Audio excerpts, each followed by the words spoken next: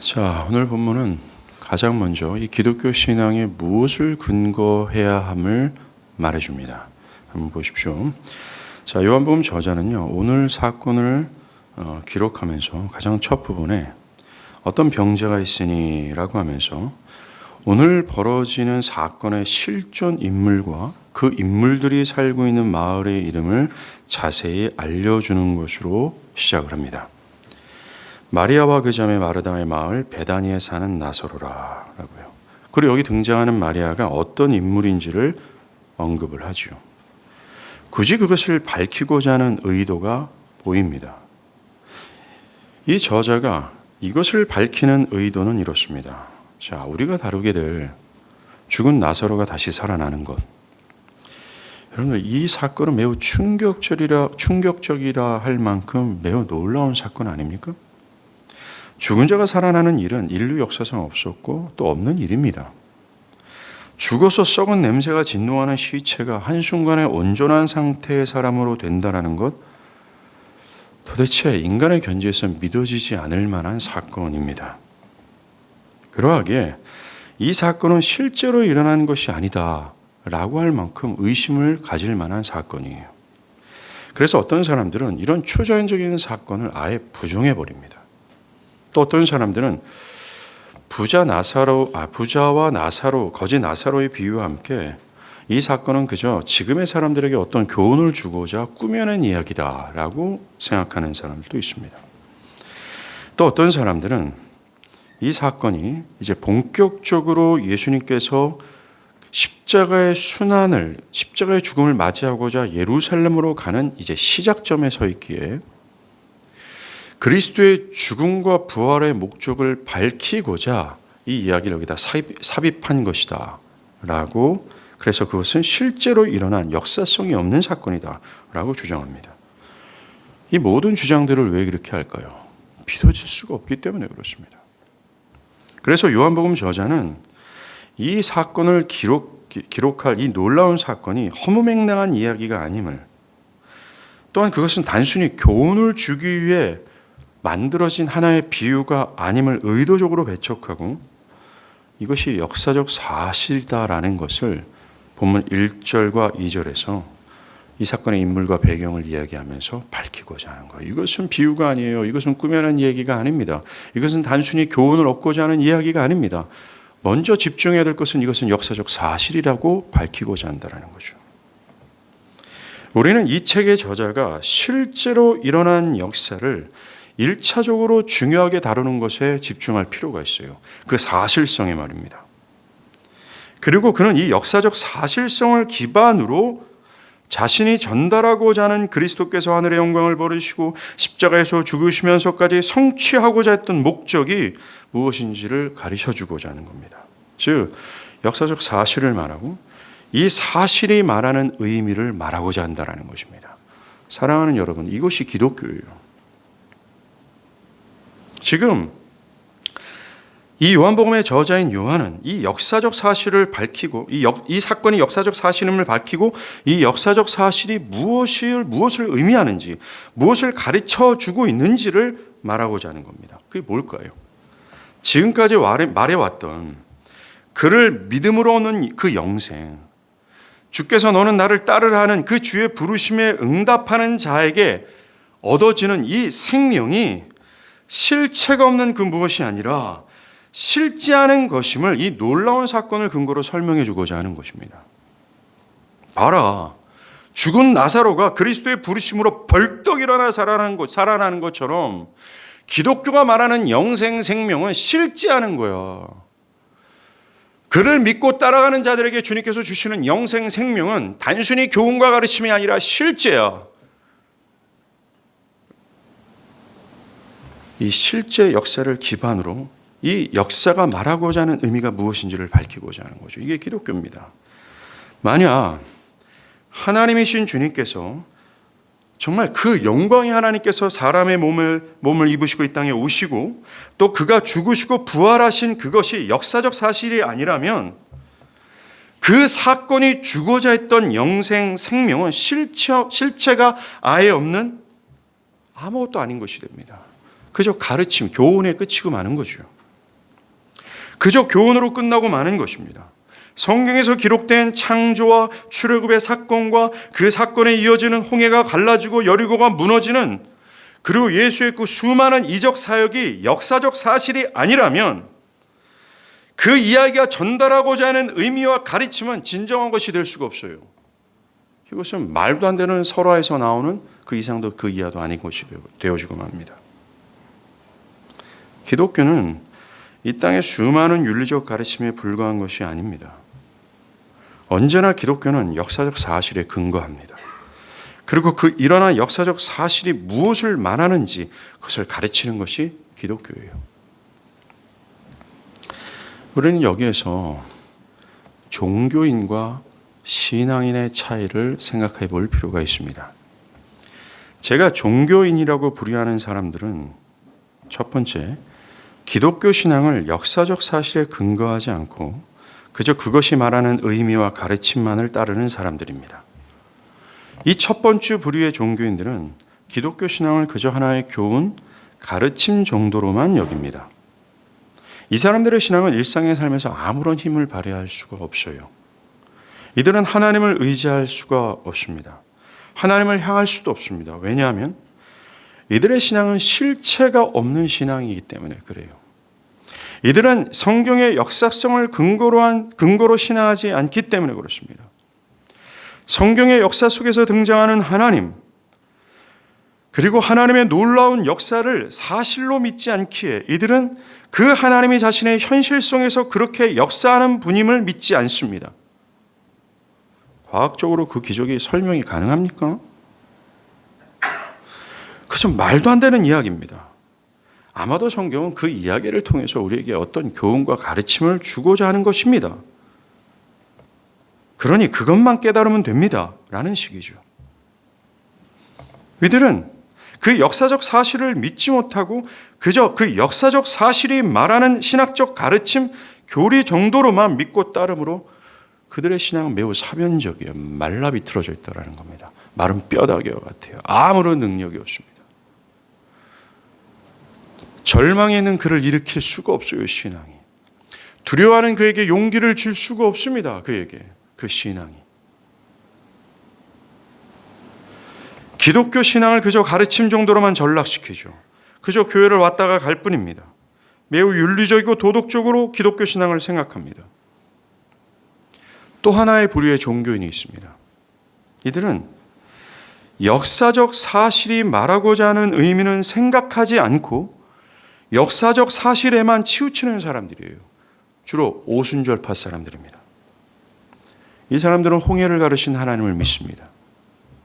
만나를 내리시고 병자를 고치시는 그 역사적 사실을 굳건히 믿습니다. 그러나 문제는 그 사실에만 집중한다는 거죠. 다른 것은 중요치 않습니다. 이들은 성경의 그 수많은 기적들을 하나님이 왜 베푸셨는지, 그 기적을 통해서 우리에게 무엇을 말하고 있는지에 대해서는 관심이 없습니다. 그것이 중요하지 않습니다. 그저 이들은 역사적 사실에만 집중한 채 그 기적들이 나의 삶에 일어나기만을 바랍니다. 병이 낫고 문제가 해결되고 내가 잘되고 자녀가 잘되고 농사가 기적처럼 잘되기만을 바랄 뿐입니다. 이들은 철저히 기독교를 자기의 유익에 초점하여 신앙할 뿐이라는 거죠. 요한복음 6장에 나오는 오병이어 기적을 맛본 사람들이 이 부류에 속해요. 이들은 그 오병이어라는 이 정말 엄청난 기적 사역에 집중할 뿐입니다. 그리고 그 기적이 계속해서 자신의 삶을 따라가기만을 바랍니다. 문제는 그 오병이어 기적이 말하는 예수가 그리스도이심을, 또 예수가 궁극적으로 주고자 하는 그 영원한 생명, 영원한 양식에는 무관심합니다. 그들의 관심사와 그들이 집착하는 것은 기적이에요. 역사적 사실에만 집중하고 있다는 것입니다.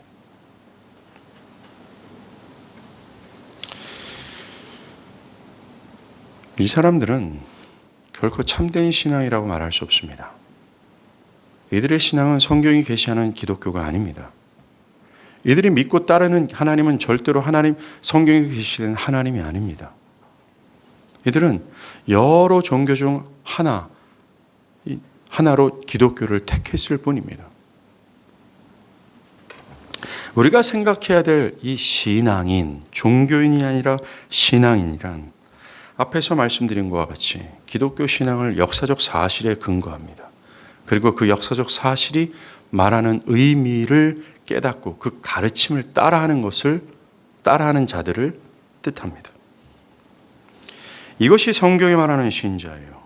이들은 성경에서 일어난 모든 사건이 역사적 사실임을 굳게 믿습니다. 그리고 거기에 멈추는 것이 아니라 그 사실이 말하고자 하는 의미에 집중하고 그 교훈을 따르는 사람들이에요. 앞에 종교인과 한 가지 뚜렷한 차이가 있습니다. 종교인들은 기독교 신앙을 자기의 나름대로의 해석으로, 그 나름대로의 해석을 기반으로 신앙을 추구하는 거예요. 그러나 신앙인은 절대적으로 이 성경에 매여 있습니다. 이들은 역사적 사실만을 근거하지 않고 이 역사적 사실에 의도하고 이 사실을 통해서 말하고자 하는 하나님의 교훈과 가르침을 따라가는 사람들이죠. 이들은 겸손합니다. 이들은 자신의 견해와 정신을 부정하고 철저히 성경에 매여 있습니다. 이들은 그 하나님을 자신의 삶에 적용합니다. 절망과 좌절 속에서, 역사적 사실 속에서 증명되신 그 영광의 하나님이 나와 함께 하심을, 또는 그가 나를 어떻게 도우실 거라는 소망을 갖습니다. 그러나 거기서만 멈추는 것이 아니라 절망과 두려움의 상황에서도 그 역사적 사실이 말하고자 하고 또 주목시키는 그리스도와 영원한 생명, 그것을 함께 겸비하며 살아갑니다. 참된 신앙인은 현재 시점에서도 과거의 역사적 사실이 지금도 일어났음을 믿을 뿐만 아니라 지금도 하나님이 살아계시다라는 사실을 믿을 뿐만 아니라 그 사실이 말하고자 하는 의미를 알고 그 가르치는 말을 따라 신앙한다는 거죠. 이들은 단순히 자신의 유익과 영광을 위하여 그 역사 속에서 살아계신 하나님 나에게 기적을 베푸소서라고 간구하는 것이 아니라 만약 하나님의 뜻이라면, 또 이것이 하나님의 영광이시라면 뜻을 이루어 주옵소서라고 간구합니다. 왜 그럴까요? 성경이 그것을 교훈하고 가르치기 때문에 그렇습니다. 여러분은 종교인입니까? 아니면 신앙인입니까? 오늘 본문에 종교인이 등장합니다. 마르다와 마리아예요. 이들이 3절에서 이에 그 누이들이 예수께 사람을 보내어 이르되 주여 보시옵소서, 주께서 사랑하는 오빠 나사로가 병들었습니다 라고 말합니다. 마리아와 마르다는 자신들의 당한 처지를 그저 관망만 하고 있지 않았습니다. 그들은 마땅히 알려야 될 분께 알렸어요. 그러나 우리가 생각할 것은 이 오누이가 예수께 이 소식을 알린 것은 예수가 하나님이심을 믿기에 알린 것이 아닙니다. 그 당시 이스라엘 백성들이 예수를 하나님의 아들 그리스도로 여긴 것이 아니라 매우 뛰어난 선지자로서 능력 있는 분으로 취급했어요. 마리아와 마리아도 그렇게 예수를 취급하는 마음으로 그에게 이 사안을 요청한 것입니다. 이 마리아와 마르다가 3절에서 사용한 주여 주께서 사랑하는 자가 병들었나이다 라고 할 때 주여라는 단어는 여호와나 구원자의 의미가 아니라 원어로 직역하면 선생님이라는 수준의 단어예요. 이들은 예수를 자신들의 선생으로 인정하고 자신들을 그의 제자로 확신했습니다.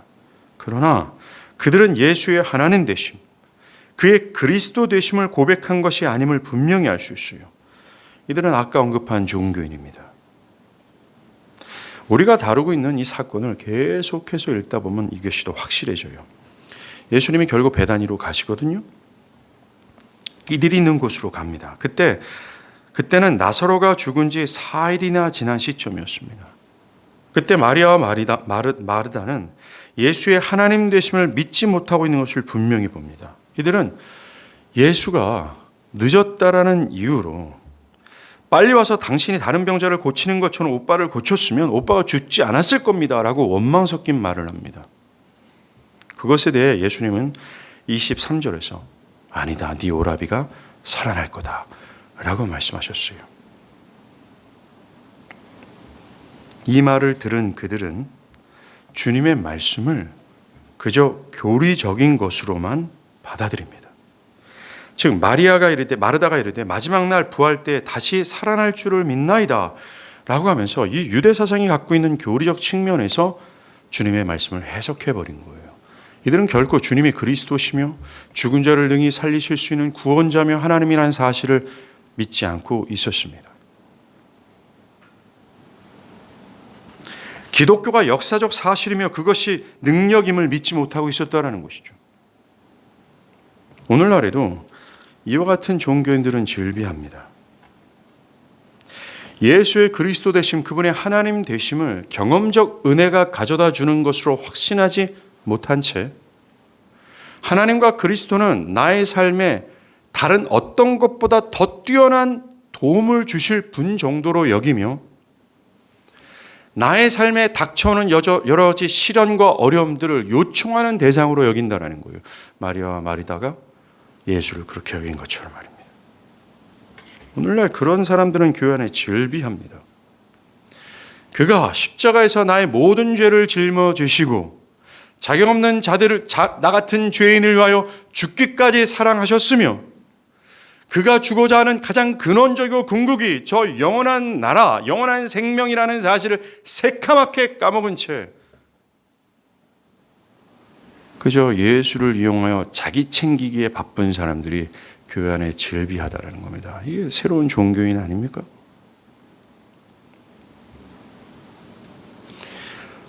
이런 이들에게 주님은 오늘 무엇인가를 주고자 하신다라는 거예요. 그것이 무엇인지를 볼까요? 이런 이들이 예수께 이런 얘기를 합니다. 사랑하는 자가 병들었나이다 라고요. 굉장히 감동적인 말 아닙니까? 이것은 모든 복음서에서도 다루지 않았던 나사로와 예수의 관계가 매우 두터운 관계임을 암시해 줍니다.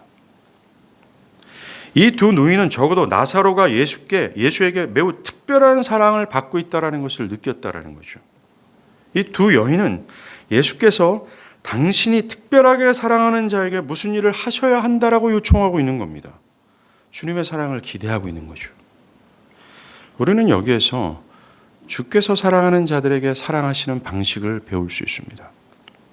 즉 예수께서 각별하고도 즉 십자가에서 죽기까지 사랑하시던 그들에게 그의 사랑을 베푸시는 방식이 무엇인지를 알 수 있다는 것입니다. 주께서 각별하게 사랑하시는 자에게 베푸시는 사랑이 뭘까요? 결론적으로 말씀드리자면 첫 번째, 사랑하는 자를 죽음에서 살리는 것입니다. 그리고 두 번째, 더 나아가 마리아와 마르다와 같은 사람들에게 4절에서 그들에게 하나님의 영광을 드러내시고 예수 당신이 하나님의 아들로서 부활이요 생명이라는 즉 당신의 그리스도 되심을 알려주시는 그거예요. 주께서 특별하고 각별히 자신이 죽음에서까지 사랑하셨던 그 자들에게 사랑을 주시는 바로 그것이 그들을 죽음에서 살리는 것이며 하나님의 영광을 드러내고 당신이 부활이요 생명이라는 사실을 드러내 그들이 믿게 하려 하시는 그것, 바로 그거라고 얘기를 하는 겁니다. 즉 이 요한복음을 기록한 목적이 뭡니까? 너희로 예수께서 하나님의 아들 그리스도이심을 믿게 하려 함이라, 또 너희로 믿어 그 이름을 힘입어 생명을 얻게 하려 함이다. 이 목적과 매칭이 되는 거예요. 나 예수가 바로 그리스도의 하나님의 아들이야. 나를 믿는 자들은 영생을 얻어.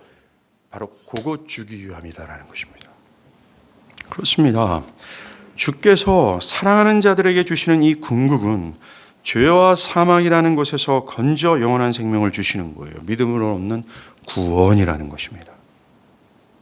그러나 종교인들은 주께서 사랑하시는 방식이 이런 것이라고 인정하기를 원치 않습니다. 종교인들은 주께서 사랑하는 자들에게 베푸시는 사랑은 병을 낫는 것이라고 생각을 해요. 자신의 문제가 해결되는 것이라고 생각을 합니다. 사랑하는 여러분, 여러분들 한번 곰곰이 한번 생각해 보십시오. 주께서 나를 죽기까지 아주 특별하고 이 세상의 모든 사람들에게 나를 구별하셔서 나를 사랑하시고 죽기까지 나를 위하시는 그 분께서 나에게 사랑을 베푸신다 할 때 여러분들이 원하시는 그 사랑이 뭡니까?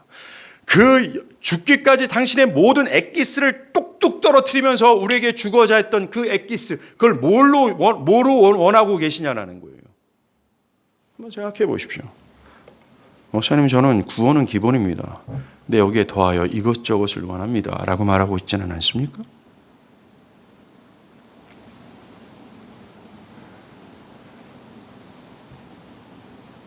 종교인들은 그거라고 주장을 합니다. 왜냐하면 이들은 성경이 기적을 통해서 궁극적으로 말하고자 하는 바가 무엇인지를 알려하지 않고 그것이 중요하지 않기 때문에 그렇습니다. 그 기적의 의미를 자기들 식대로 판단하고 생각하고 있기 때문에 그래요. 기독교를 엉뚱하게 생각하고 있기 때문에 그렇습니다. 기독교가 말하는 은혜가 하나님이 주신 은혜가 아니라 자기가 원하는 은혜의 방식으로 이해하고 있기 때문에 그래요. 종교인입니다.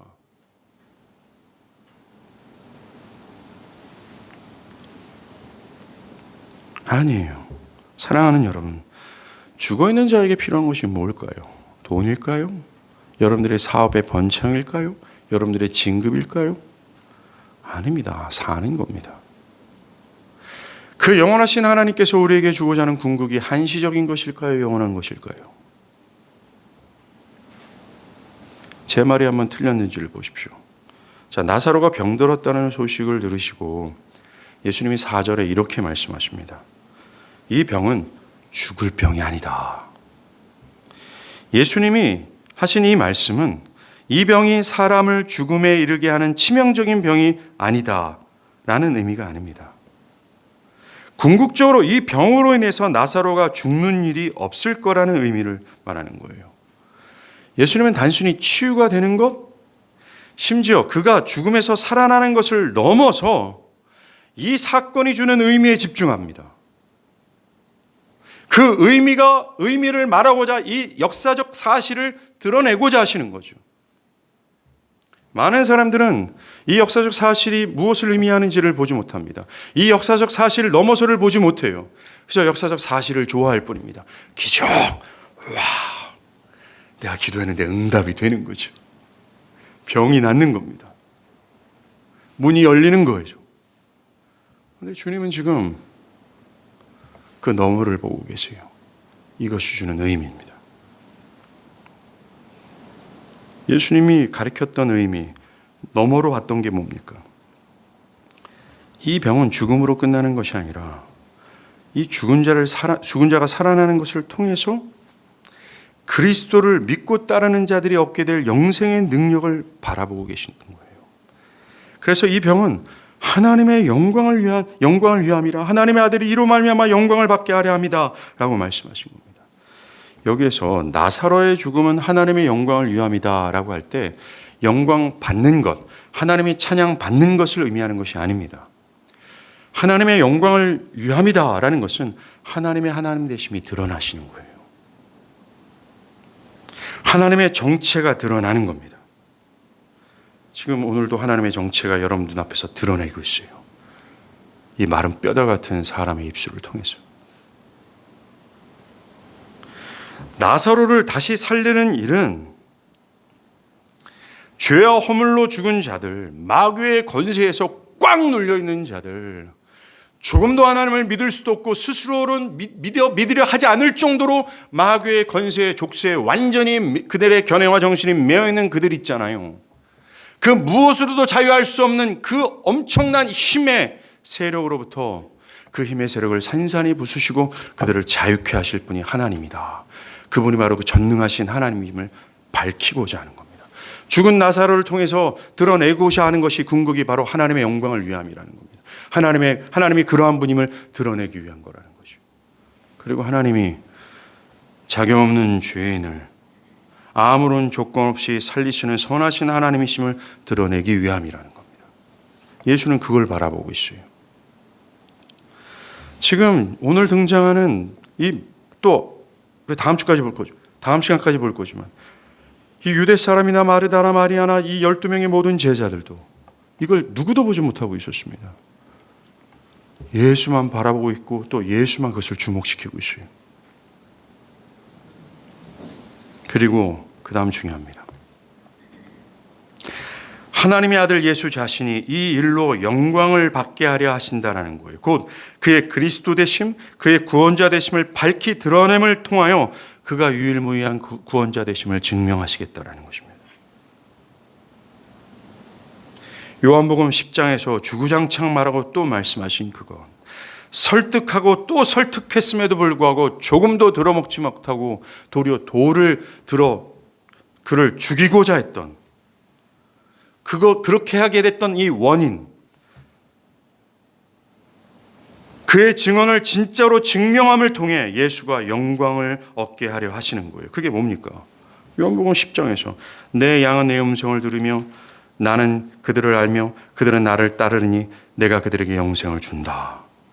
이것 때문에 유대인들이 예수를 돌로 치려고 했잖아요. 이것이 그냥 말이 아니라 진짜야 라는 것을 나사로가 죽음 가운데 살아나는 것을 통해서 주님이 증명하신다는 거예요. 내가 영광을 얻게 하려 합니다 라는 것입니다. 또 요한복음 9장 51절에도 유대인들이 예수를 돌로 들어 쳐 죽이려고 했잖아요. 왜 그렇습니까? 예수님의 말씀 때문에 그래요. 진실로 진실로 너에게 이르노니 사람이 내 말을 지키면 영원히 죽음을 보지 못하리라. 이것이 그저 말이 아니라 사실임을 증명하기 그래서 그리스도께서 영광을 얻게 하려 하신다는 것입니다. 당신이 허물과 죄로 죽은 자들에게 생명을 주시는 생명의 주관자다. 사망의 권세를 이기는 그리스도다. 자신이 생명과 부활의 주인이심을 이 사건을 통해 증명함으로 영광을 받게 하기 위함이다 라고 말씀하시는 겁니다. 사랑하는 여러분, 주께서 사랑하는 자에게 베푸시는 궁극이 바로 이거예요. 하나님의 하나님 되심을 드러내시고 당신이 어떤 존재인지를 드러내시며 당신이 하늘의 모든 영광을 버리시고 이 땅에서 십자가에서 너덜너덜 죽기까지 우리에게 주고자 하는 그 핵심적인 목적을 주고자 하는 것입니다. 정신을 차리십시오. 이게 기독교예요.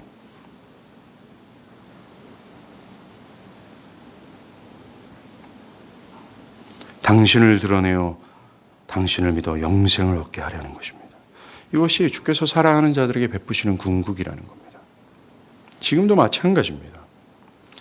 주께서 특별하게, 즉 죽기까지 사랑하시는 자들에게 베푸시는 가장 위대한 선물과 위로와 그들에게 제공되는 위대한 것이 바로 당신의 영광을 드러내어 당신을 믿어 영생을 얻게 하려 하시는 바로 그거예요.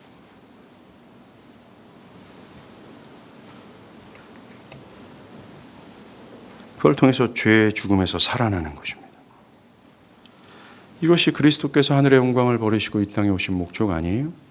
십자가에서 죽으신 목적 아닙니까? 예수의 죽음과 부활의 역사적 사실과 그 역사적 사실이 의미하는 바가 이거 아닙니까? 이걸 까먹지 않길 바랍니다. 제발 기억하십시오. 이게 없으면 이거 얻으려고 하십시오. 이것이 불분명하면 그 불분명하다 인정하고 다시 이것을 취하려고 하십시오. 믿음으로. 사랑하는 여러분, 기독교가 이것이기에 제가 여러분을 위해서 기도하는 것도 여기에 부합됩니다. 저는 여러분들의 성공을 위해서 기도하지 않습니다. 그러니 저에게 절대로 감사하지 마십시오. 병이 났어요. 목사님 기도해 주셔서 감사합니다. 취업이 안 됐는데 취업이 됐습니다. 목사님 기도해 주셔서 감사합니다. 라고 말하지 마십시오. 저는 여러분들을 위해 그렇게 기도하지 않습니다. 사업에 닫힌 문이 열렸어요. 기도해 주셔서 감사합니다. 라고 말하지 마십시오. 저는 그것을 위해서 기도하지 않습니다. 사랑하는 여러분, 분명히 기독교는 이것이 가장 시급한 문제예요. 뒤따르는 사업과 위로와 어떤 특별한 인도하심이 다 뒤따라옵니다. 예수님도 분명히 이것을 아셨습니다. 그런데 유대인들이 이 기독교를 그렇게 오해할까 봐 굳이 그것을 없애시고자 노력하셨고 영적이면서도 영원한 그리스도께 주목시켰어요. 오늘날 교회에서도 애써서 해야 될 것이 바로 이거예요. 기독교를 착각하지 마십시오.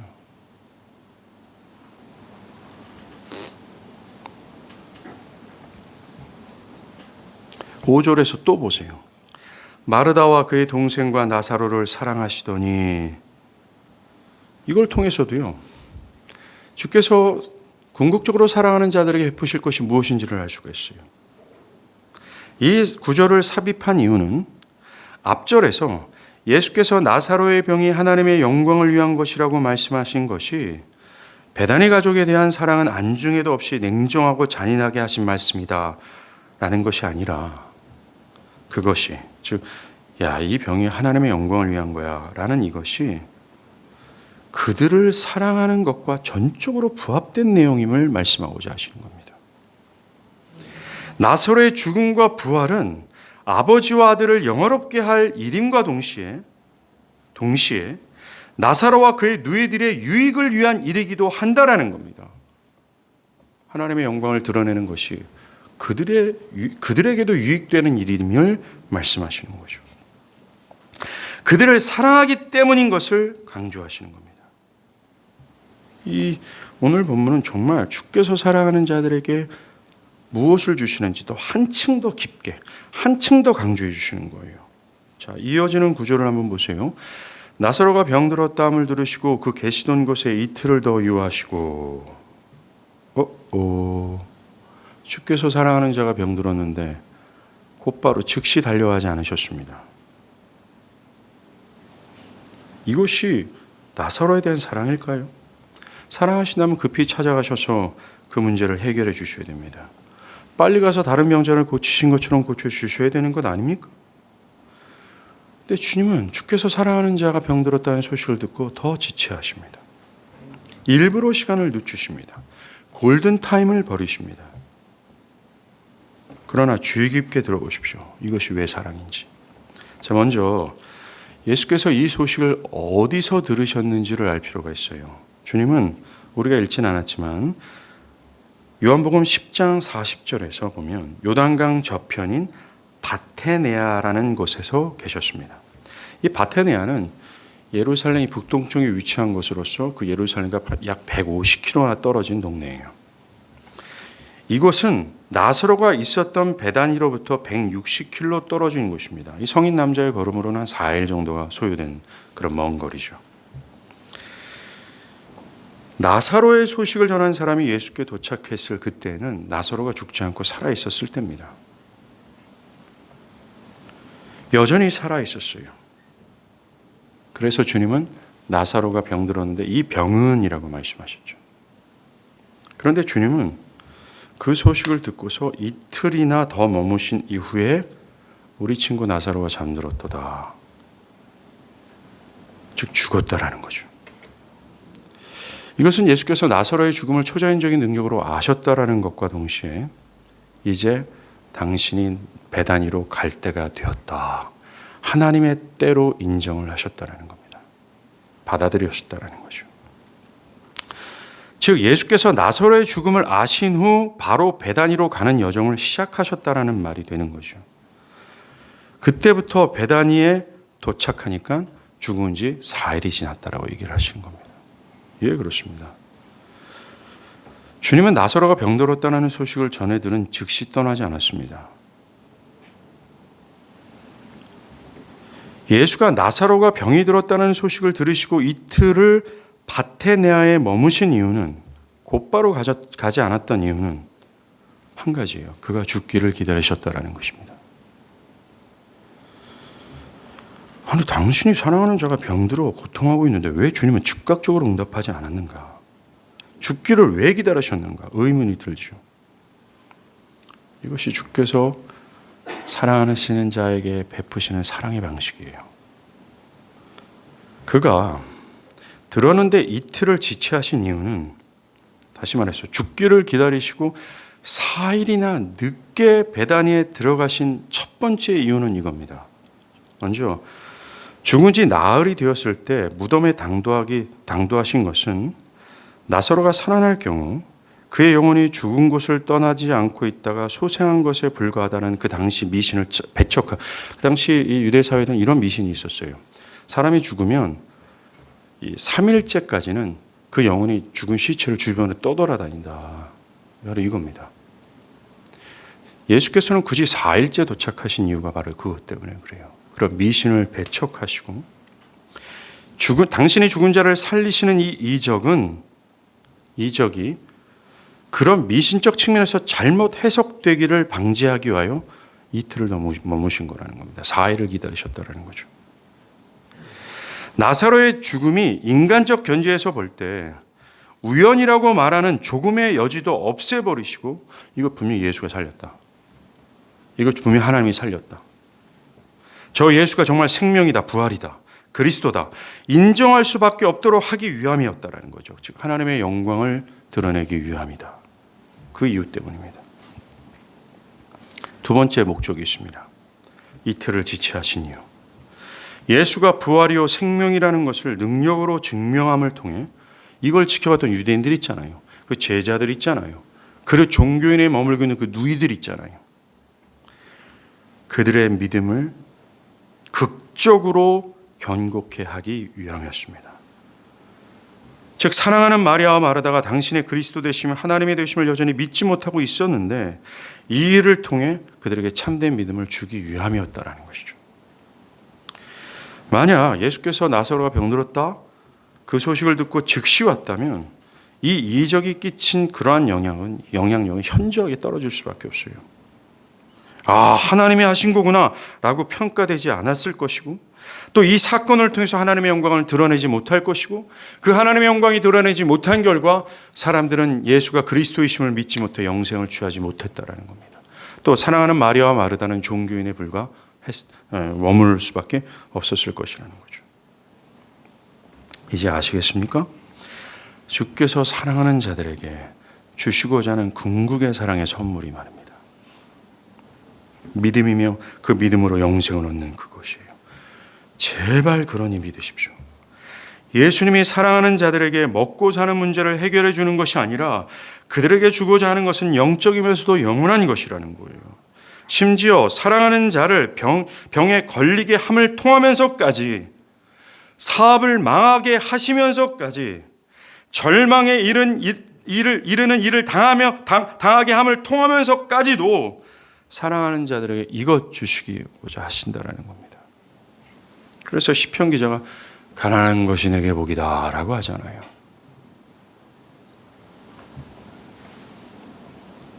이것이 기독교 신앙이에요. 우리가 무엇을 바라고 무엇을 초점하고 무엇을 간구해야 되는지를 분명히 아시길 바랍니다.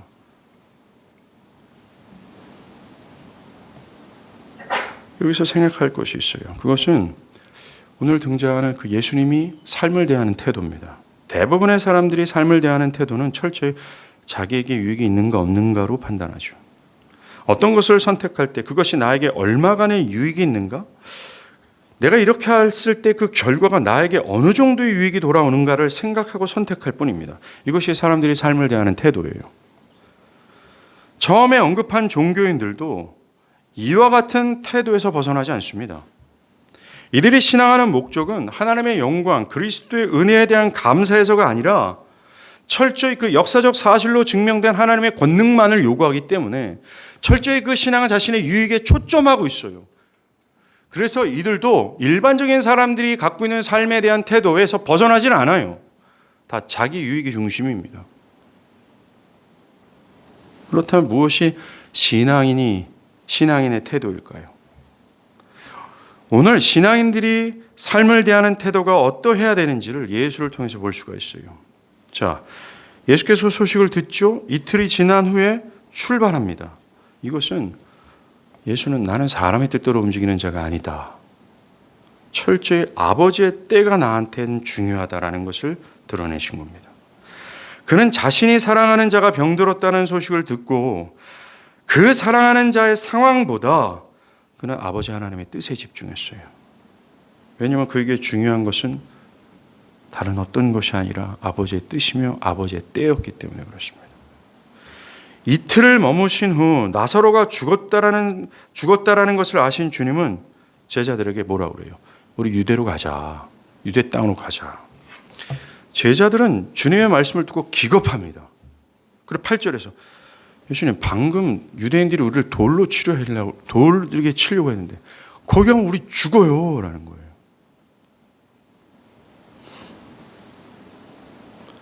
여러분들, 우리가 지난 시간에 본 거 아닙니까? 요한복음 10장에서 솔로몬 행각에 모여서 사람들이 돌을 들어 예수를 치료했던 거. 바로 그겁니다. 제자들은 다시 그곳에 예수가 가면 죽을 수 있다라는 것을 직감했어요. 주님도 그것을 몰랐던 것이 아닙니다. 그럼에도 불구하고 예수님은 그것이 하나님의 뜻이고 또한 그것이 사랑하는 나사로를 살릴 수 있는 길이며 또한 그것이 종교인에 머물고 있는 마리아와 마리다에게 영생을 줄 수 있는 길이기에 거침없이 가신 거죠. 유대로 갑니다. 여러분, 십자가의 그림자가 보이지 않습니까? 주님은 하늘의 영광을 버리시고 이 땅에 오셨을 때 그는 화목제물이 되셔서 십자가에서 갈기갈기 찢겨 죽인다는 사실을 모르는 것이 아니었습니다. 그 사실을 다 알매도 불구하고 이 땅에 꽂히신 이유는 그것이 하나님의 뜻이었기 때문에 그래요. 또한 그것이 사랑하는 자들이 살 수 있는 유일한 길이었기 때문에 그렇습니다. 우리가 삶을 대하는 태도와 그리스도가 삶을 대하는 태도가 달라요. 주님은 우리들에게 이렇게 말합니다. 너희는 결과가 좋다면 언제든지 삶과 신앙을 변형시키는 태도로 살아도 괜찮지. 사랑하는 여러분, 우리는 나에게 유익이 얻어지는 이것저것을 얻기만 한다면 하나님마저도 버릴 수 있는 충분한 의사를 가지고 있습니다. 나에게 더 큰 유익이 돌아오는 것이라면 그것을 과감히 선택하며 나를 위해서 피 흘려서 죽으신 그리스도도 언제든지 내팽겨칠 수 있는 충분한 의사가 우리 안에 우글거리고 있어요. 뻔뻔하고 폐역한 우리가 그렇다는 것입니다. 우리는 영생이 중요하지 않아요. 그러나 주님은 나는 그것에 의해서 움직이지 않는다라고 말씀하십니다. 이 그리스도께서 대하시는 이 삶의 태도를 따라했던 사람이 있죠. 바로 사도 바울입니다. 갈라디아서 2장 20절. 내가 그리스도와 함께 십자가에 못 박혔나니 그런즉 이제는 내가 산 것이 아니요 오직 내 안에 그리스도께서 사신 것이라. 이제 내가 육체 가운데 사는 것은 나를 사랑하사 나를 위하여 자기 자신을 버리신 하나님의 아들을 믿는 믿음 안에서 사는 것이다. 그렇습니다. 사도 바울은 내 안에 나는 없다. 나는 그리스도로 말미암아 살아간다라고 얘기합니다.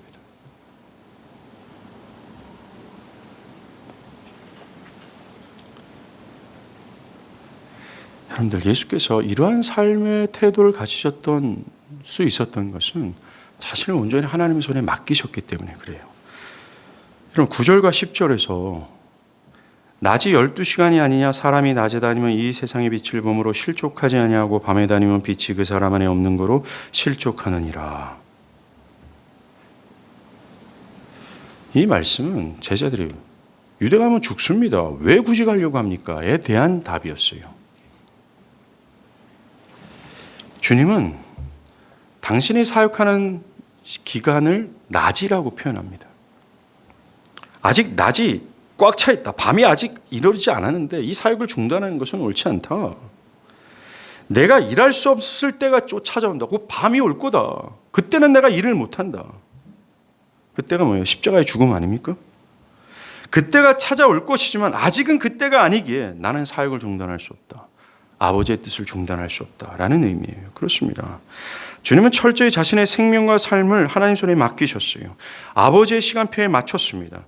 그에게 유대로 가라고 하신 하나님이시라면 그것이 그의 사명이기에 그 사명을 완수하기까지는 자신이 해를 입지 않을 거라는 확신이 있었어요. 이것이 신자들이 자신의 삶을 대하는 태도가 되어야 되는 거예요. 자, 이제 다시 본론으로 들어와야 돼요. 그리스도께서 자신의 삶을 하나님께 맡기시고 자신을 다 버리시고 아버지의 뜻에 움직이시는 이 궁극이 뭡니까? 우리는 우리를 하나님 손에 맡기고 하나님의 뜻대로 따박따박 잘 살아가다 보면 결국에는 하나님께서 거기에 보응하는 상급을 베풀겠지라는 의도를 가지고 신앙합니다. 내가 주일 성수 잘하고 헌금 생활 잘하고 충성 봉사하고 따박따박 하다 보면 그 대가를 하나님께서 나에게 선물로 무엇인가를 주시지 않겠어라는 거예요.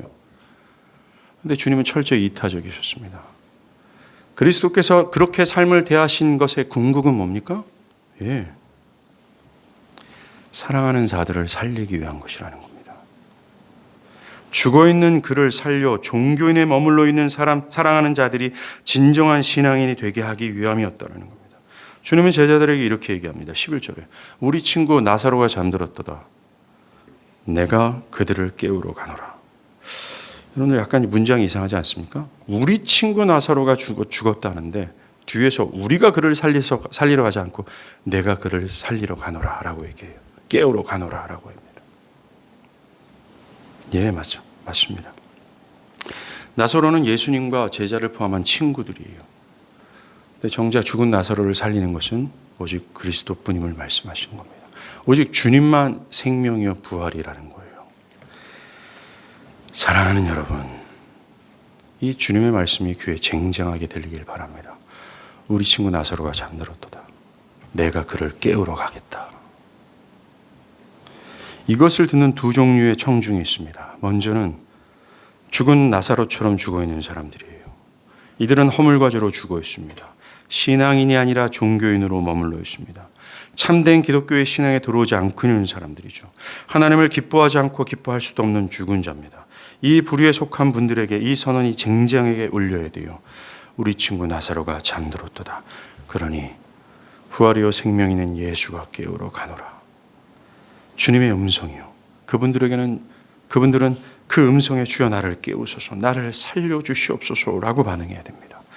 두 번째 청중이 있어요. 교회입니다. 교회는 주님의 동료의 귀를 기울여야 돼요.